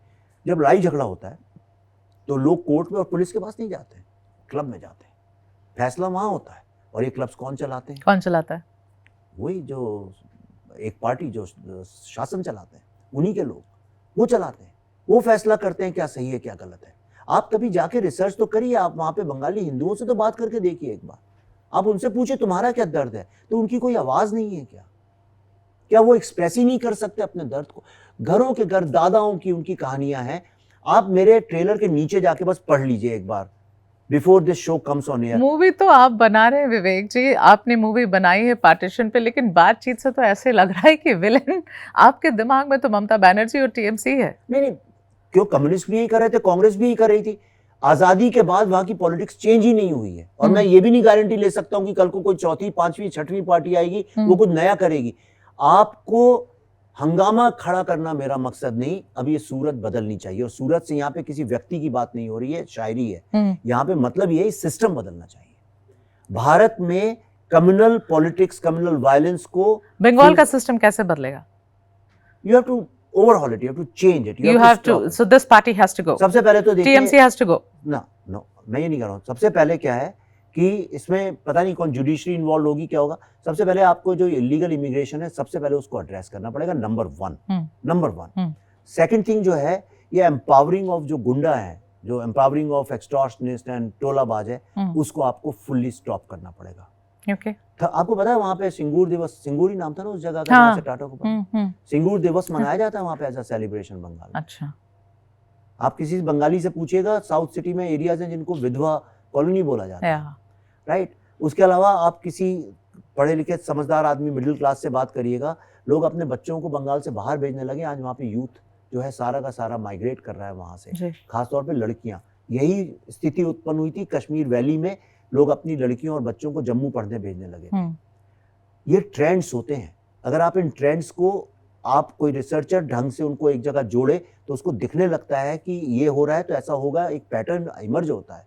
इस पैटर्न को तोड़ना पड़ेगा। Bengal has always been great, Bengal great है। आज फिल्म इंडस्ट्री में मैं काम करता हूँ, some of the greatest technicians are Bengalis. Bengal के अंदर, उस जमीन के अंदर एक ग्रेटनेस है, वो खत्म होती दिखाई दे रही है आपको? वो उस पर बांध बना दिया गया है। खत्म तो देखिए इतनी जल्दी नहीं होगी, भारत की भूमि है, उस पर बांध बना दिया गया है। उस बांध को तोड़ना पड़ेगा, और वो बांध है एक तरह का पॉलिटिकल हर्डल। वहाँ की पॉलिटिक्स को ओवरहॉल करना बहुत ज़रूरी है, कश्मीर की पॉलिटिक्स को ओवरहॉल करना बहुत ज़रूरी है। ये दो जगह बॉर्डर पे लगती हैं। और तीसरा डेंजर ये है कि अब सडनली बंगाल बॉर्डर पे एक रेडिकलाइज कंट्री हो गई है, बांग्लादेश। ये तो अमेरिका रिकॉग्नाइज करता है, तो ये नहीं कि मैं बोल रहा हूँ। तो जब आपने रेडिकलाइज कर दिया है एक बॉर्डर पे, एक जगह पे, तो यही बच्चे जो अनएम्प्लॉयड हैं, इतनी गरीबी में आज जिंदा हैं, जो कश्मीर में जैसे थे, जो आज छोटे छोटे बम बनाते हैं, मतलब बम मतलब कि छोटे बम कहीं फेंकने वाले, वही बच्चे बॉर्डर के उस तरफ जाएंगे, शायद जा भी रहे हों, और वहां से ट्रेन होके वापस आएंगे, और यही खड़े होकर एक दिन आवाज उठाएंगे कि हमें ये हिस्सा 24 परगना का हमको दो, क्योंकि यहाँ तो पूरी आबादी हमारी है। ये भी आपके मूवी में है, नहीं 10% हो जाएगा तो ऐसा, 20% हो जाएगा ऐसा, और 30% हो जाएगा तो अपनी जमीन मांगेंगे। ये तो किसी महान आदमी ने वेस्ट में इजाद की थी, मेरी थ्योरी नहीं है, 30% थ्योरी बोलते हैं इसको। और पाकिस्तान और बांग्लादेश जो कि इतने सदियों से पिछले 78 साल से एनिमी स्टेट हुआ करते थे, एक दूसरे के दुश्मन हुआ करते थे, पहली बार उन्होंने ज्वाइंट मिलिट्री ऑपरेशन किया है। तो उनको भी समझ में आ रहा है भारत वल्नरेबल कहां पे है। इसलिए मैं कई बार पिछले कई सालों से मैं बार बार लिखता आया हूं सोशल मीडिया में, India's next internal security threat will come on the eastern border. ये लिख के ले लीजिए आप। ऐसे और इलीगल इमिग्रेंट्स जो बांग्लादेश से आ रहे हैं वो अपनी जमीन क्लेम करेंगे हमारे वेस्ट बंगाल से।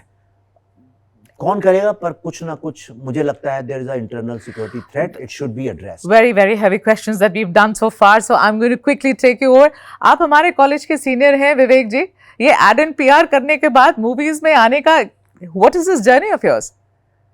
तब मैं जब पढ़ता था तो उसमें जर्नलिज्म की थी या एड एंड पीआर किया था? लेकिन वो ज्यादा फर्क नहीं था, वो एक ही जगह कुछ कोर्सेज यहाँ करते थे, कुछ मतलब जी जी बिल्कुल। तो ऐसा फर्क नहीं था, एक ही बिल्डिंग में थे कि अलग अलग है। तो जर्नलिज्म भी पढ़नी पड़ती थी। मेरा पहला जॉब इंडिया टुडे में ही किया था मैंने, 3 महीने में भाग गया था छोड़ के। क्यों? फिर नहीं, मेरे को जवान है। हाँ, बहुत ज्यादा मेरे अर्धगिर्द कम्युनिस्ट लोग थे। जे वॉल्टर थॉमसन चला गया, फिर मैं कैपिटलिस्ट वर्ल्ड में, खैर उसमें विवाद नहीं करना चाहता हूँ। तो एनीवे, तो मुझे ऐसा लगा कुछ जगह पे बहुत स्ट्रॉन्ग इन्वेस्टिगेटिव जर्नलिज्म होनी चाहिए थी। Okay. और चूंकि मैं समझता था कैसे करना, और मैं रिसर्चर हूँ बाय प्रोफेशन ऑल्सो, और मैंने कॉलेज में भी पढ़ा है, और मैं एडवर्टाइजिंग में शुरू में रिसर्च किया है बहुत सालों, तो मैंने कहा why not make investigative movies. और ऐसे एक नया जॉनरा मैंने शुरू कर दिया इंडिया में, which is called investigative movies. तो इस तरह से यहाँ पहुँच गया। और मैं बहुत पब्लिक स्पीकिंग करता हूँ, बहुत ट्रैवल करता हूँ, 25 दिन मैं घर में नहीं रहता हूँ। तो मैं Indian middle class, small town middle class की जो कॉन्शियसनेस है उसको बहुत अच्छे से समझता हूँ मैं। तो और उन लोग मुझसे बात करते हैं, आके बोलते हैं, मैं समझता हूँ उसको, और मैं एंटरटेन करता हूँ उनकी बातों को, और उसके बाद जाके उसको पढ़ता हूँ, सीखता हूँ। तो मुझे ऐसा लगता है इतने सारे सब्जेक्ट्स हैं जिन पे फिल्में बननी चाहिए। मणिपुर पे भी बननी चाहिए, क्यों नहीं बननी चाहिए? बिल्कुल बनाएंगे, समय मिलेगा तो बनाएंगे विवेक जी। अभी तो मैं ये खत्म कर लूं सबसे पहले, और इसके बाद I am committed to make another film. वो खत्म कर लूं तो मैं बिल्कुल बनाऊंगा, अनलेस कोई अगर चाहे। देखिए, हम तो रोज कुआं खोदते हैं, रोज पानी निकालते हैं। मेरे पास तो पैसा है नहीं, मेरे को तो कोई फाइनेंस करता है तो मैं फिल्म बनाता हूँ। हाँ। तो अगर कोई इंटरेस्टेड है, मैं बोल रहा हूँ, अगर किसी को लगता है मणिपुर पे फिल्म बननी चाहिए, कोई तो विवेक अग्निहोत्री से कांटेक्ट करें। हाथ उठा के कह रहा हूँ। आप कह रहे हैं हाँ, मणिपुर पे मूवी बनाएंगे Vivek Agnihotri. to finance it, I'll make it. You'll make it. If somebody is willing to finance it, Vivek Agnihotri will make a movie on Manipur. उसी शिद्दत से बनाऊंगा जिस शिद्दत से ये फिल्म बनाई, और ऐसे ही लड़ूंगा जैसे अभी लड़ा। कैमरा पे कह रहे हैं आप? आप कहती है कैमरा सामने कह रहा हूँ मैं, क्यों मैं झूठ बोलने वालों में जो कहता हूँ। लोग कहते हैं कि 2014 के पहले तो चॉकलेट जैसी मूवी बना रहे थे, 2014 में जैसे 2014 में सरकार आई भारतीय जनता पार्टी की, इनका पूरा ट्रैक ही बदल गया। अब वो आ गए अर्बन नक्सल पे, आगे कश्मीर फाइल पे, आगे बंगाल फाइल्स पे। देखिए अज्ञानी से डील करना आता है मुझे, ज्ञानी से डील करना आता है। ये जो अर्ध ज्ञान वाले मूर्ख होते हैं उनसे डील करना नहीं आता है। क्या जवाब है आपका? बुद्धाना ट्रैफिक जैम मैंने 2010 में बनाई थी। ठीक है। ये जो ट्रिलॉजी है ये मैंने 2012 में अनाउंस की थी। एक आरोप है, क्या देंगे जवाब? तो वैसे कुछ भी मैं आप पे आरोप लगा, मैं मूर्खों का जवाब क्यों दूं? मेरे पास इतनी एनर्जी नहीं है कि कोई भी बोल दे कि कोई जवाब नहीं है, तुम जो बोलना है बोलो, मुझे फर्क नहीं। But even in Bollywood you don't have many friends Vivek ji, है ना? आप अपने आप को outside in life I don't have any friend. मेरे दूसरी तीसरी क्लास के कुछ 3-4 बच्चे हैं, भोपाल के लड़के हैं जो मेरे दोस्त हैं। ऐसा आई एम अ लोनर। मैं यहाँ पे ये परफॉर्म करता हूँ क्योंकि मेरा दायित्व है, ये मेरा कर्तव्य है, मैं ड्यूटी है मेरी, ये प्रोफेशनल ड्यूटी है कि मैंने एक फिल्म बनाई है तो मैं कैसे प्रमोट करूँ। स्टार्स तो है नहीं मेरी फिल्म में उस तरह के जिनको लोग बुलाते हैं, तो मैं कैसे प्रमोट करूँ? मेरी फिल्म में नैरेटिव है, कोई गाने नहीं है, कोई ग्लैमर नहीं है, कुछ भी नहीं है। मेरी फिल्म में सिर्फ एक कहानी है और कुछ नहीं है, वो भी दर्दनाक कहानी, आप रोएंगे। ये फिल्म बंगाल फाइल्स के बाद 4000 लोग हैं। क्या बॉलीवुड में आप मिसफिट हैं? क्या आपको लगता है मिसफिट हैं बॉलीवुड में? नहीं, वो ऐसा ही है कि किसी आदमी से आप बंबई में रहने वाले, आप दिल्ली में मिसफिट है, मेरा उससे क्या लेना देना? मैं इंडिपेंडेंट फिल्म मेकर हूँ, सिर्फ इसलिए कि मैं कैमरे में फिल्म बनाता हूँ तो मैं कोई बॉलीवुड ज्वाइन करने के लिए ऑब्लाइज नहीं हूँ। मैं था, then I mentally resign from there. मैं you mentally resign from Bollywood? बिल्कुल, टोटली। पता नहीं क्या आपने क्या बुलाया उन्हें, शैम्पू कंडीशनर कुछ बुलाते हैं आप बॉलीवुड में? झूठ हाँ? है क्या? आप बताइए, उनकी फिल्में ज्यादा दिखती हैं कि उनके एडवर्टाइजमेंट ज्यादा दिखते हैं? वो क्या हैं, वो मॉडल्स हैं कि एक्टर हैं, मुझे नहीं पता, उन्हीं से पूछिए। आप कहते हैं कि बड़े बड़े एक्टर्स आपके साथ काम करना चाहते हैं पर आप लेते नहीं है उन्हें, क्यों? क्योंकि वो टेक्निकली पॉसिबल नहीं है। क्योंकि मैं अगर उनको लूंगा तो मेरे जो किरदार है, मेरे जो कैरेक्टर्स हैं, हाँ। उनको वो स्टार की इमेज बनना पड़ेगा। जब तक वो सरेंडर नहीं करेंगे कैरेक्टर में, मैं कैसे लूं? तो आपको बॉलीवुड में एक भी कोई ऐसा स्टार नहीं मिला जो आपके कैरेक्टर के सामने सरेंडर करने के लिए तैयार है और आपके साथ काम आमिर खान करने? कर सकता है, रणबीर कपूर कर सकता है, लेकिन हाँ। फिर क्या होगा हाँ। कि जब हम लोग खड़े होंगे एक फ्रेम में, हाँ। तो मीडिया क्या करेगा, मेरी फोटो काट देगा, उनको सामने रख देगा, तो आई विल बी क्रॉप्ड। मैं राइटर डायरेक्टर्स को नंबर 1 रखना चाहता हूं। मैं चाहता हूं राइटर डायरेक्टर सामने खड़े हो और पीछे ये स्टार खड़ा ये हो। इनसिक्योरिटी है क्या? इनसिक्योरिटी नहीं है, ये सही चीज है, ये हाँ? करेक्ट चीज है, यही करेक्ट चीज है। Who is the creator, who should be the first? हम Okay. किसको भगवान मानते हैं? क्रिएटर को। ओके। क्यों माँ की पूजा करते हैं? बिकॉज शी क्रिएट्स अस। तो मूवी में अगर बड़ा स्टार है और विवेक अग्निहोत्री है बड़ा तो स्टार विवेक कौन होता है? मुझसे बड़ा स्टार कौन है? अगर मैं कहानी लिख रहा हूँ और मैं डायरेक्ट कर रहा हूँ, मुझसे बड़ा कौन स्टार हो सकता है उस फिल्म का? नहीं है। मैं हूँ सबसे बड़ा। You are the creator, you are the star, I am the creator and you should get your space. They are my puppets. मैं उनको एक रोल लिख के दे रहा हूँ, they have to follow that, they have to just perform, they are just actors, they are just actors, nothing else. Star तो उनको एक बना दिया जाता है। क्यों आपको ऐसा लगता है कि आपको आपकी ड्यू नहीं मिलेगी अगर बड़ा स्टार आएगा तो? मैंने बनाई है बड़े स्टारों के साथ फिल्म, ड्यू क्यों नहीं मिले? मिथुन चक्रवर्ती से बड़ा स्टार कौन है? दादा साहब फाल्के अवार्ड मेरी फिल्म है, but he surrenders. But he surrender. एक गूंगा, उन्हें गूंगा, एक यूनक जो गूंगा भी है, पागल भी है और भिखारी भी है, वो रोल उन्होंने किया, वो बन गए। सेट पे घूमते थे, लोग पहचान नहीं पाते थे। पल्लवी को माँ भारती बनना पड़ा तो माँ भारती बन गई, बिना मेकअप के खड़े होकर एक्टिंग कर रही है, उसे मतलब नहीं, वो माँ भारत। आप फिल्म देखिएगा, ऐसे performances, this film is a master class of performances. When you do such heavy movies, heavy duty movies, these are, देख के भी आदमी इतने इमोशनली चार्ज हो जाता है। आप ये मूवी सालों साल बनाते हैं, does it somewhere affect you emotionally, maybe mentally? Does it affect you? 7 साल में नहीं हुआ था, अभी हो गया था बीच में, जब इस फिल्म की एडिटिंग खत्म हुई। जब तक चलता है, मैं देखिए उस क्या बोलते हैं उसे, फाइट एंड फ्लाइट मोड में था, जो स्ट्रेस मोड होता है। ठीक है। करना है तो एक वॉर लड़ रहे हो तो आपको दर्द भी नहीं महसूस होता है। जिस दिन एडिटिंग खत्म हुई इसकी, हाँ। अप्रैल में, मैं सडनली मुझे ऐसा लगने लगा था world is coming to an end. Really? मैं इतना अंदर से वैक्यूम, यहाँ पेट में जैसा, I can't tell you what I felt. और मैं बहुत कॉन्फिडेंट आदमी हूँ, मैंने डिप्रेशन, एंजाइटी, स्ट्रेस कब जानता भी, हेडेक भी नहीं जानता हूँ क्या होता है, मुझे ये सब प्रॉब्लम्स नहीं है। पर for the first time in my life I felt,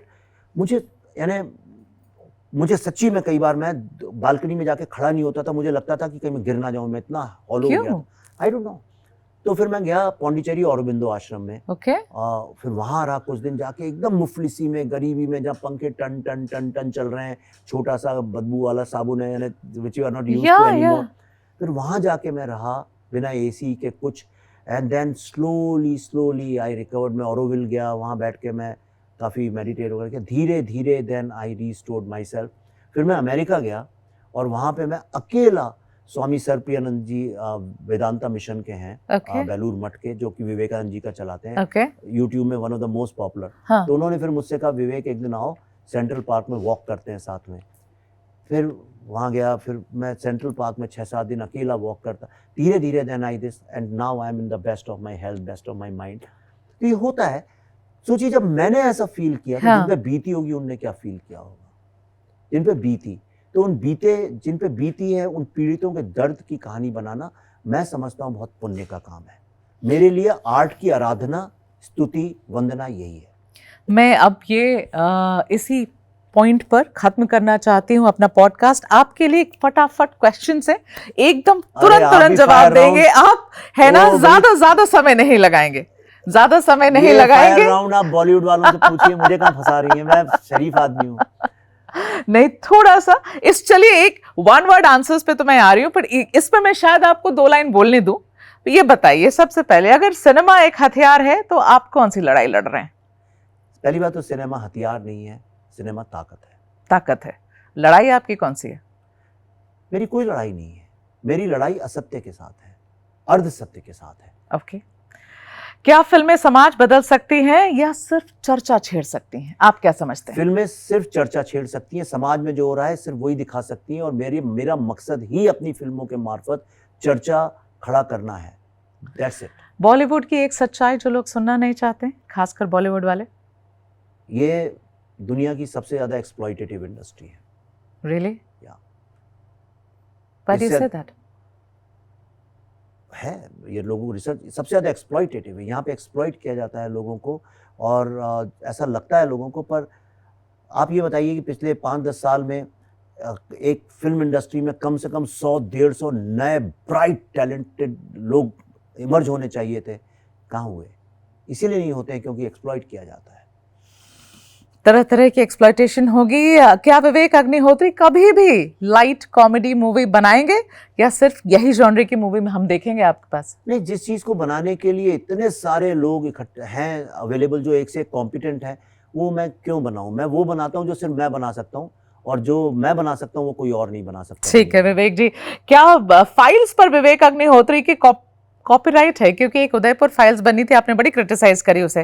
files आप ही बना सकते हैं। मैंने फिल्म को नहीं क्रिटिसाइज किया। देखिए, एक एथिक्स चीज होती है। हाँ। एक एथिक है एक फिल्म की, अगर एक ब्रांडिंग है तो आप वो ना करें, तो वो गलत था, क्योंकि शायद उन लोगों को पता नहीं होगा, इनोसेंस में उन्होंने ऐसी गलती कर दी होगी, वो नहीं करना चाहिए था उनको। मेरा कोई कॉपीराइट नहीं, मैं कॉपीराइट करता भी नहीं हूँ, मैं कॉपीराइट स्ट्राइक भी नहीं करता। मेरी हर चीज इज फॉर पब्लिक, जो मैं करता हूँ पब्लिक डोमेन में, जो चाहे यूज कर ले। I never stop anyone from. ठीक है। Now one word for these people, quick and quick. हाँ, Salman Khan, most charismatic hero. Okay. Shahrukh, evergreen like Dev Anand. Nepotism, ask Karan Johar. Liberals, और Kangana, they know about it. और Kangana, yeah. right. Liberals. I am a liberal, but people who call themselves liberal are hypocrites. You term yourself a liberal. मुझसे अधिक liberal आपने जो पूछा जवाब दिया बिना डरे हुए, इससे अधिक लिबरल क्या हो? Umar Khalid, I don't know, it's legally stuck case. I don't know merits of it, but I think the man Omar Khalid. I think nobody should be behind the bars. One should get bail if not charged. John Abraham and protein. He should be the brand ambassador of a protein brand. Why not? He's and one of the best male bodies, I think, in film industry. You are being politically correct here. Saif, Kareena and Taimur. Saif, wonderful guy. Kareena, excellent actress. Taimur, wish you all the best. Taimur, the name which is there in your movie. No, it's not about him. See, Taimur, और बहुत बंगाल में बहुत सारे लोग रखते हैं। तैमूर इसलिए मैंने नाम रखा है क्योंकि वो एक मेटाफोरिकल नाम है। मैं बता देता हूँ ताकि लोग कंट्रोवर्सी ना करें। मैं जब ताशकंद फाइल शूट करने गया था उज़्बेकिस्तान, तो समरकंद में तैमूर लंग की मकबरा है, ठीक है, और उसके बाहर लिखा हुआ है, उसके बाहर ये लिखा हुआ है कि उसको एम्परर की उपाधि देना चाहते थे वहां के लोग। उसने कहा मैं तब तक एम्परर का मुकुट नहीं पहनूंगा, पैराफ्रेज कर रहा हूँ, एम्परर का मुकुट नहीं पहनूंगा जब तक मैं विश्व की सबसे रईस रियासत पे फतेह नहीं कर लूंगा। और उस रईस रियासत का नाम था दिल्ली सल्तनत। अच्छा। फिर वो आया आर्मी लेके 1 लाख लोगों की, और उसने एक रात में 1 लाख, ऐसा वहां लिखा हुआ, एक रात में 1 लाख घर जलाए और लोगों को मारा यहाँ पे। और उसके बाद जब वो मार्च करता हुआ वापस गया, लूट के, प्लंडरिंग करके, सब कुछ करके, बर्बाद करके दिल्ली को, तो लगातार हरियाणा और हिमाचल, जम्मू कश्मीर, जो भी रास्ते में गांव पड़े उनको जलाता हुआ चला गया। ये उसकी ग्लोरी में वहां पे लिखा हुआ है। ठीक है। हम ही मूर्ख लोग हैं जो कि उस पे नाम रखते हैं, राइट? हिटलर तो कोई नाम नहीं रखता, रशिया में स्टालिन नाम कोई नहीं रखता, पर हमारे यहाँ तो चीफ मिनिस्टर है जिनका नाम स्टालिन है। तो हमको ये कॉन्शियसनेस लानी पड़ेगी इस देश के अंदर कि जिसने तुमको प्रताड़ित किया, जिसने तुम्हारा विनाश किया, कम से कम वो नाम ना रखो। जैसे कलकत्ता में सोहरावर्दी एवेन्यू है, जो नहीं होना चाहिए। तो क्या कहेंगे सैफ और करीना को इस नाम रखने के लिए? मैं कुछ, उनकी मर्जी है भाई, उनके बच्चे जिसको, जैसे हमारे यहाँ, हमारे गांव में नाम रख दिया था अपने बच्चे को उन्होंने जर्मनी, क्योंकि तब जर्मनी में बम फटे थे, तो लोग तो कुछ भी नाम रखते हैं। स्काई लैब भी तो नाम रख दिया था जब स्काई लैब की बात। आगे बढ़ते हैं। Narendra Modi I think is one of the most successful prime ministers of India, a great prime minister of India. I am very proud of him. I learn a lot from him, especially communication. I am a student of communication. मैं कई बार लिख चुका हूँ। And जो young management students हैं उनको उनसे काफ़ी सीखना चाहिए। उनका जो political issue है उसके बारे में politicians बात करें। मुझे मोदी जी का conviction, मैं 5 words में उन्हें define कर सकता हूँ, 5 C's: conviction, commitment, courage, communication, and the change he brings about in the society. Okay. These 5 C's define Mr. Narendra Modi. Jawaharlal Nehru University. Jawaharlal Nehru, great university, minus the politics it was engaged in. Pallavi Joshi. अभी तो right now रुक गए आप माँ भारती, रुक गए आप उस पर। She is the soul of my life. ठीक है, या but right now she is Maa Bharati. अब मेरे को तो, मैं कहता हूँ तू मेरी माँ बन गई है। Yogi Adityanath very very dynamic leader of India. अगर राहुल गांधी से मिलेंगे तो क्या पूछना चाहेंगे? कि मुझे भी बताओ यार, बल्ले शल्ले कैसे बनाए जाते हैं। पर मैं जहाँ रुका हुआ हूँ वहाँ पे आते हैं, शायद लोगों ने मुझे बताया, वहाँ पे जिम शिम में आते हैं। But let me tell you one thing, मैं राहुल गांधी की पॉलिटिक्स के बारे में, लोग पॉलिटिक्स की बात करें, लेकिन I really like the way he works out and the way he represents a young modern this thing. बस राहुल का मैं मिलेंगे तो मैं उनसे एक ही बात बोलूँगा कि जो विजन अपना लोगों को बताओ, कंट्री के प्रॉब्लम्स इतने मत बताओ। इट्स नॉट, लीडर वो होता है जो विजन बताता है, और जो ये प्रॉब्लम्स बताते रहते हैं। तो शादियों में नहीं, जैसे कई बुआ जी होती हैं या कोई पड़ोसी की वो होती हैं, वो मीन मेक निकालती हैं। मीन मेक निकालना आम पॉलिटिशियन का काम है, और लीडर, और अगर वो सुन रहे हैं तो ही विल बेनिफिट। मैं भी कुछ बड़ा हूँ उम्र में तो एडवाइस दे सकता हूँ। He should present a vision for India, that's what he should do. So you expect a vision for India from Rahul Gandhi, the opposition leader. On that very note, Mr. Agnihotri, thank you so much for taking out time. आप यहाँ आए, इतना समय दिया, movie के बारे में इतनी सारी बातें बताई. Wishing you all the very best. लग तो ऐसा ही रहा है कि धमाका ऑलरेडी मचा ही चुकी है मूवी, और भी बड़ा धमाका मचाएगी जब रिलीज होगी अगले वीक. आपके मुंह में घी शक्कर। तो आपको wishing you all the very best. Thank you. Thank you.